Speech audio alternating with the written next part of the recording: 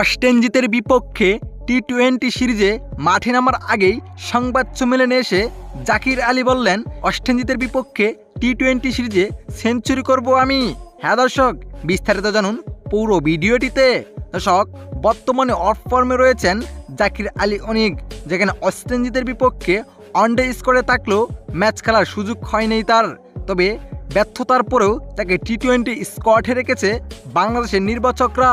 তাই তো অস্টেন জিতের বিপক্ষে টি-20 সিরিজে মাঠে নামার আগেই এক সংবাদ সম্মেলনে এসে জাকির আলী অনেক বলেন, সময়টা এখন খুবই খারাপ যাচ্ছে, তবে অস্টেন জিতের বিপক্ষে টি-20 সিরিজে সেঞ্চুরি করে ঘুরে দাঁড়াবো, শুধু সময়ের অপেক্ষা।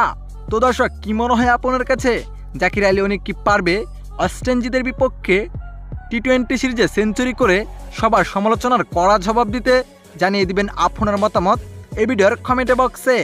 ধন্যবাদ।